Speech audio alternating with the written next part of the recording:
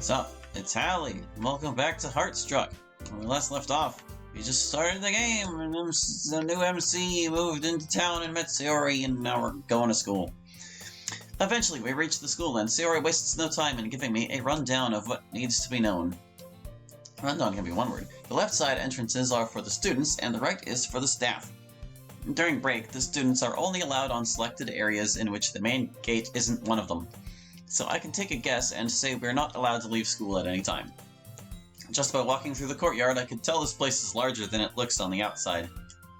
I see a lot of students heading in or standing out near the entrance talking to each other. Waiting for others, a very common sight. Sayori began pointing around the place as she further explained. No punctuation. A while later, we temporarily part ways so I could get myself listed and grab my schedule. I met Sayori the minute I walked out of the office. So what? What's your schedule? Are you in my class? Heh, let me see. Class 2B, first period, history. So it's my least favorite subject that will be greeting me on my first day. Aww. I'm in 2C. So the numbering is labeled by which year the student is in? Yep, we go from A through F for all years. But I heard that the first years are having an extension because of so many new admissions. Is an extension spelled with an S? Pretty sure it is. Wait, so this is going to be my class for all 6 periods of the day? I say this after taking another look at the schedule all the way. Yeah. Man, I'm gonna have to get used to that. Was it not the same way in your old school? Not really. We'd have a different classroom for a different subject every time. I mean, doesn't it get really exhausting when you're sitting in the same room for 4 to 5 hours a day? No, that's job training, my dude. Yeah, I get what you mean. But I guess I've gotten used to it so much that it doesn't bother me. Huh. Fair enough. But we should get going. Because right now, we're definitely not gonna make it before the bell. Well, then what are we waiting for? Let's go! Sayori immediately grabs hold of my arm and proceeds to drag me along to class. I hope this isn't the way she plans on showing me around to what's left of the school. It's nice to see a mod unafraid to use an interrobang. Classes were as boring as I expected them to be. At break, Sayori met me outside my class and gave a quick tour of the school. Sure enough, this is a really nice and organized school, aside from the class system, that is. Comma. Make it a part of the same sentence. This is a fragment. Even though I had been paying attention in most of my classes, I have to admit it gets tiring really fast. I tried making conversation with the people sitting next to me and give myself a head start on making some friends here, but that plan was short-lived. It's random thought, but I doubt someone like Sayori would have difficulty getting on other people's good side. It's so new to me, but the way she is makes it feel like I've known her for ages. In reality, it's her super friendly personality that catches you in the blink of an eye. I'd assume someone like her already has a lot of friends and she might just be someone I strive to be. Or be better. But the way things have gone for me, it just sounds like a wish. Maybe after this class I could wait outside for her so we can walk home together. Wait, is that weird? I don't want to make it seem I'm some creep always on her tail. Seem like I'm some creep always on her tail. I was thinking to myself, Koto, maybe I can... Excuse me. Are you Hallie? I nearly flinched at the voice right next to me. Beside me stood a fairly tall girl with eye-catching silver hair.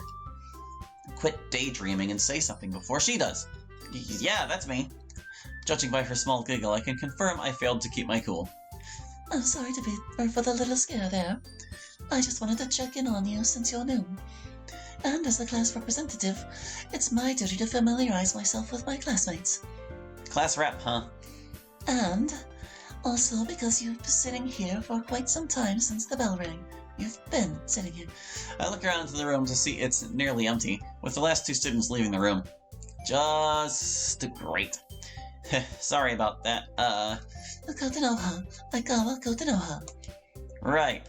Thanks for snapping me out of it then. I guess I should get going too.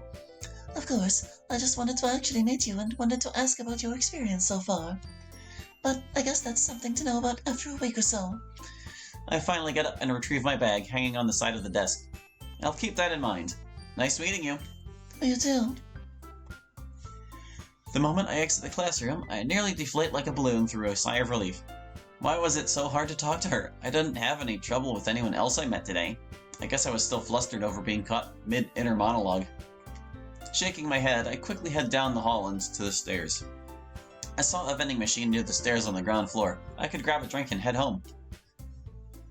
As I make my way down the stairs, I turn to corner to the vending machine, only to be greeted by an unexpected sight with a familiar face. What the? Sayori? I find Sayori knelt down in front of the vending machine with her hand inside the slot. In front is two words. Hallie! Well, what are you doing here? I just wanted to get some soda from here, but I wouldn't be questioning what she's doing here since she could have been getting something for herself. But the fact that it sounded like she was, and still is, struggling with her hand in a position she should already have got up from, I assumed... Alright, so hold on a second.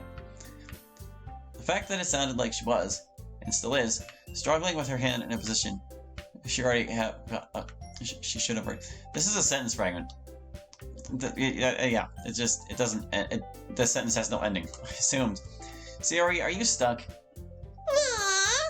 No, the ball was just too far back and I couldn't reach it.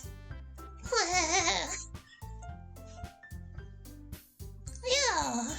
Don't laugh. Do not laugh. Hold on, let me help you there. I kneel down beside Sayori and take a look at her hand wedged inside the drop box before trying to pull it out. The buttons on her sleeve are what's caught up in the flap. She keeps trying to pull back when she should unhook it. Alright, wait. I grab hold of her arm and push it forward into the slot. When the button slipped off the flap, I keep it open with my left hand and take hers out. Once Sayori felt her hand loosen, she yanked it out and fell backwards, and immediately jumped to her feet. Thanks, Hallie. Don't mention it. Here. I reach inside and grab Sayori's beverage from the vending machine, which was a water bottle, and toss it to her. She catches it with ease, thankfully. Not apple juice. You know, there are water fountains around the school. You could have just gone to one of those. Oh, this isn't for me. Well, I guess that explains it. I just came here to get this for someone on my club. She doesn't really like using the fountains because she thinks the water isn't trustworthy or clean. Something like that. Oh yeah, I heard clubs being a thing here. You have a club of your own? Well, it's not exactly my club, but I am the vice president. Oh, that's cool. What's the club about? It's a literature club. Huh. I'm not one to make assumptions, but I didn't expect someone like Sayori to be into something like literature. I definitely shouldn't say that out loud. Literature, huh? So do you guys, read books and talk about them or something? Kind of, yeah. But it's not just all that. We do a whole lot of activities, like small book clubs or writing poems, and even play some games related to it. Heh, that's neat. I give an auto response as I walk back to the vending machine and get what I actually came for. Do you think you could check it out? The club, you could stop by and check it out. And if you like it there, you can join too. We're always looking for new members. Because we're a bit short on those lately. Something as uninteresting as literature does sound like it wouldn't grab most people. I, unironically, was a bookworm back then. The idea doesn't sound so bad to me, but I'm getting this weird gut feeling about accepting. And it's not because it's Sayori's request. I mean, sure I could, but... Oh, hold on a second. It is not because it's... Oh wait, no, that's right, that's fine. That's fine. I thought the other "it's" was possessive, and I was mistaken.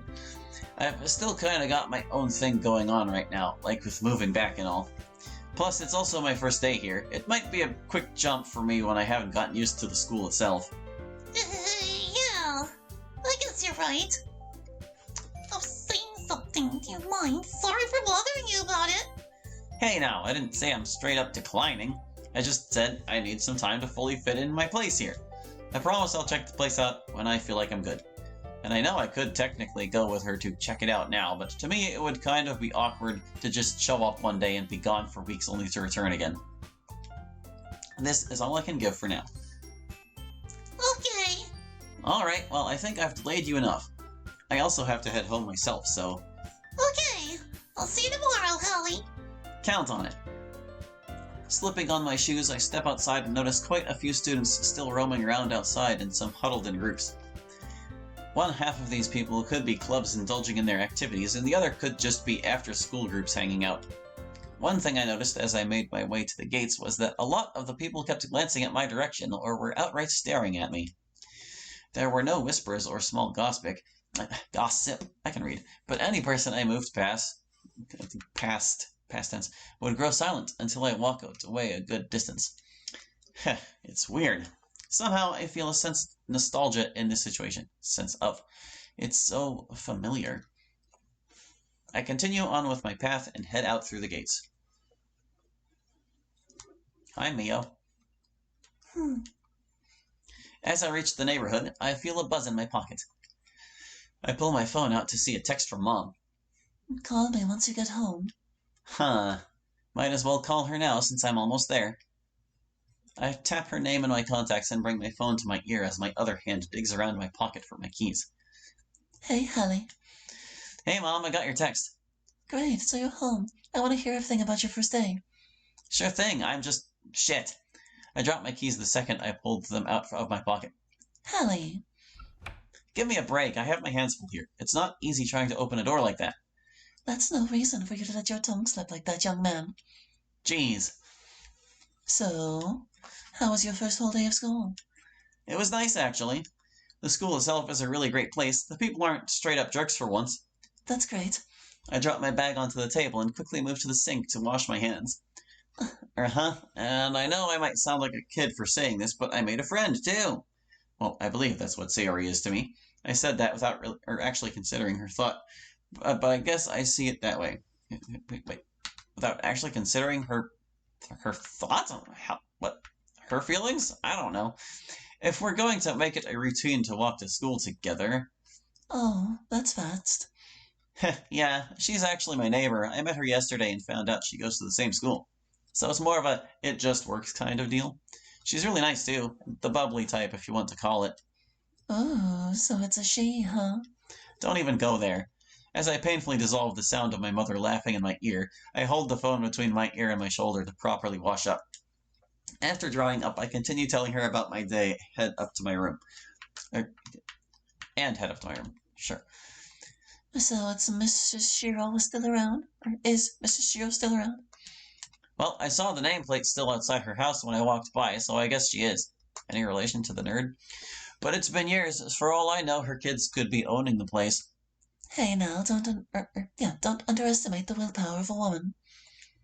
Just because she's grown older doesn't mean she's let up. You should go visit her and maybe look around the neighborhood more. See if you can find any more old family friends. I'll keep that in mind. I gotta go now. I need to change out of this torture machine of a uniform. Okay, sweetie. Just make sure to check the stove properly if you're ever going to cook something up. I was saying, it was always a bit leaky. We never did get around to fix it. I could hear distant yelling on Mom's end of the call. Damn it. Well, you get the rest. I'll talk to you tomorrow, Hallie. Right. I'm not sure what this asterisk was for. Love you, Mom. Love you too, sweetie. Nuts. What the hell was that? I really hope they're not pushing her with more than she can take back there. It was one of the reasons I was hesitant about coming back here alone. Leaving her behind. No, she's strong, I know that. I'm probably just worrying about being away from her, like I'm her parent. Even though I should be grown out of it already, I can't help but worry ever since Dad. Just drop it, man.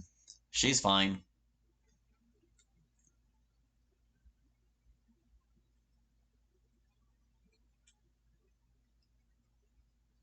The rest of my day was fairly boring. I went around the house checking every room and appliances, making sure they worked, followed by going around the city once again to buy a few things. And now I'm sitting in the living room watching TV and eating dinner at the worst possible time. You can actually leave this appliance singular because the every covered it for both room and appliance. You don't say go to every room, you say yeah. Anyway, now I'm sitting in the watching TV and eating dinner at the worst possible time. It's almost 11 p.m. Jeez. But I don't feel tired at all. I guess I could go for a late jog. I need the extra movement, and it'll be enough to tire or bore me out. I'm not exactly out of shape. I used to have a solid workout routine with PE and some extra sessions. You can actually make workout one word. but a few weeks of not being able to do so has formed a growing laziness in me. I head to the kitchen and slip my jacket off one of the chairs and head for the door. It's not so chilly out this time compared to yesterday. Although I could have used some cold air right now, considering my house is magically always stuffy, even with the fans on and windows open. Ah well. I began with a slow walk down the empty road and take in the strangely calming silence. As a kid, I had grown used to this scene whenever I went out with my parents, but never in a way that I'm receiving now. Or, need another I in receiving. I can just walk out of the house whenever I want, on my own. Huh. After walking a short distance, I pull out my phone along with earphones and finally begin my jog. After a few laps around the neighborhood, is this a Britishism? It might be. You can drop the E if you're not British, I guess. I decided to take this opportunity, or did I say drop the E? I meant drop the U. An opportunity to visit a place that did come to mind when I came back. The old park I used to go to so frequently, despite everything that kept happening to me here. At first, I always kept coming back here because I thought things would change, which they didn't, of course. But after some time, I started coming back for another reason. You would want sometimes split in two in this time. In this particular scenario, it would need to be 2 words. Finally, I've been waiting for you says someone, for a long time, okay? You could have gone and played, though. I was already late, and Dad was dropping me off today. He wasn't too happy. Why's that? I don't know. He doesn't talk to anyone when he's mad, but it doesn't matter. Come on, we have to get to the swings before anyone else. What's in that bag? You'll find out when we get there. Now move your butt, dum-dum. Huh? Why am I the... Whoa! Come on! I wasn't about to hazard a guess as to which person that might have been. I'm guessing it's the she he referred to earlier, but it could be Natsuki on the title screen, or it could be Mio now that we saw her. I can't believe we played tic-tac-toe all day back then. On the swing set, too. I wonder if they ever got rid of that one nail sticking out of one of the seats. For all I know, everything could be different now. Or everything could be gone. Although it wouldn't be a kid's park anymore without the rides, so I don't think the latter has happened yet. Do you really call them rides when it's like that kind of park? I head inside, still keeping the music in my ears at full blast, knowing I probably would not be allowed in at these hours. As if my wishes were heard, I walk inside to find a few scenes all too familiar. All toe familiar, need another O. Old rusty slides, a few swings here and there, and even a small sandbox, which was the only new thing in here. I'd walked down the wide path along that divided the play area from the rest of the park, my attention still towards the left where I usually met up with her. Comma, same sentence, there's a fragment. The smell of rain was actually just the wetness all around me left behind by the caretaker, probably going ham with watering the place again. I really hope it's still the same man from back then. It took me a few steps to suddenly think of something which caused me to stop in my tracks. I look back at the swings. I can't. Can I? After a few good minutes of looking around and contemplating my choices, I sneak over to the swing set. Once near it, I stand and stare at it for a good while before giving it a light kick to check its sturdiness. For old times' sake, the apostrophes, possessive times, I muster up the courage and sit down on the swing. Okay, I had the guts to come this far, but I'm not actually going to. The sound of the chains squeaking against the metal prove my humiliating defeat against my own motives. The wind brushes through my hair as I swing. I find myself staring at my outstretched legs as I move. It's weirdly nostalgic, capitalizing I. The more I get into it, the more my childhood memories flood in. But they're all as clear as day. I really haven't moved on, have I?